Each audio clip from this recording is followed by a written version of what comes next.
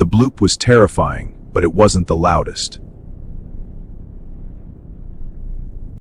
In 1999, NASA and NOAA captured a sound called Julia.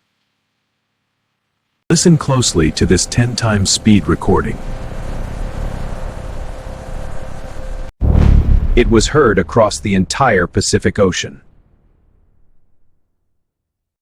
To be heard this far, the source must be massive.